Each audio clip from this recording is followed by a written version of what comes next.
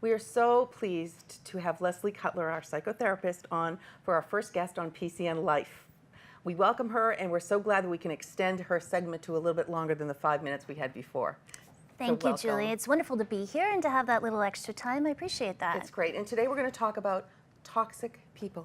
Yes. Take it away. Thank you. Well, we all know them, and that's for sure. Today I'd like to talk specifically about 7 ways to deal and manage toxic people. And you know, we all have that person in our lives, and perhaps they might even be a friend of ours or somebody that we're close to, but they use any opportunity that they can possibly find to push us down. We might perhaps have an accomplishment or something in our life that we're really happy and pleased about, and they are the person that will, you know, kind of grab criticism by the horns and, you know, and pull it for all it's worth. These are the type of people that leave you literally exhausted after spending a short amount of time with them. Yeah. Highly critical. We all have them, and sometimes it's family members, and sometimes it's, you know, people in our circle, sometimes it's work colleagues. And so today, since we all are affected in some way by these type of people, I wanted to talk about 7 ways to kind of manage this, because it's a problem that we all do face. Can I ask you, are the toxic people the ones too that always have to outdo what you say?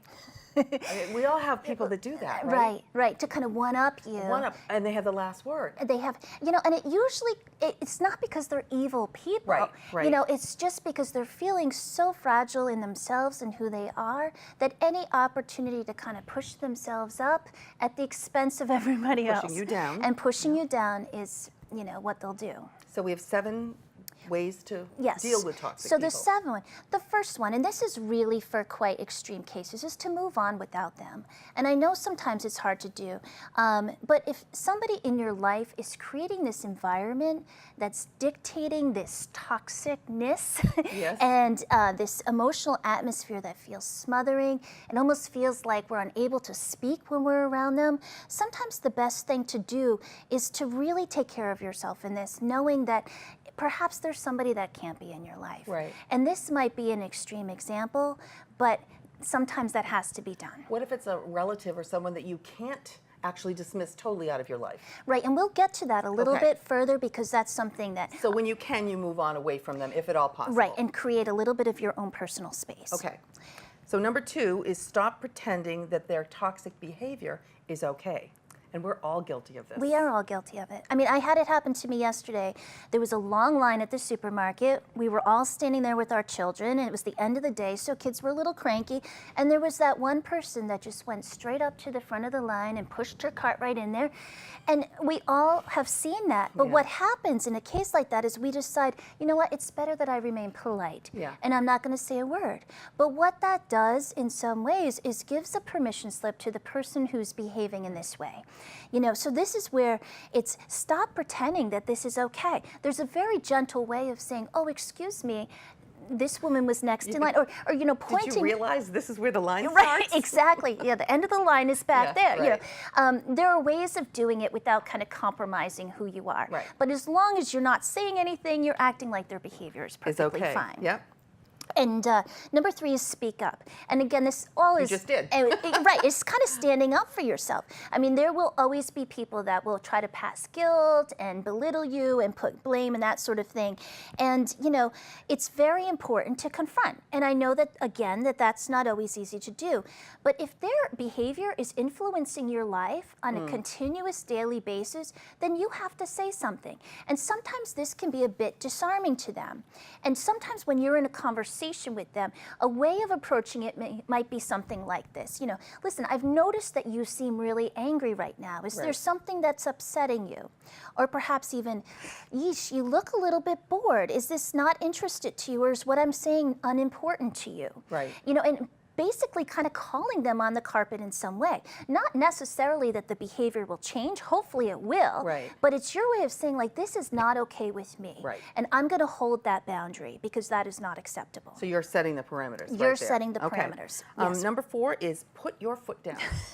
You know, let them know you will not be belittled. And I think this is especially true with, you know, toxic workplaces. You know, the boss is always providing feedback in a very, very open setting, which which is completely inappropriate. And, you know, being able to say in a way that's professional and kind that that is just not the way that things should be. That is not okay. That and you can that's- speak up and be very professional about how you speak. That's and that's very the true. important part, right? And that's- is and- to not speak down, not belittle, Right. but you keep yourself elevated by the way you speak to someone. That's so true. And you don't Okay. want to mirror their negative behavior Exactly, either. right. You know? And so then number 5 is do not take their toxic behavior personally. Yes, which is hard to do sometimes. It's really hard. And I think we all struggle, especially those of us who try very hard to be aware Right. in all circumstances. It's hard to think, my goodness, what is it that I did that upset this person? Why is it that they're treating me like this? Right. What did I do? The chances are that they're probably treating everybody in their circle the same exact way. Right. It's probably not because you. yeah, it really isn't, you know, so it's important to remember that. Practice practical compassion. How do we do that?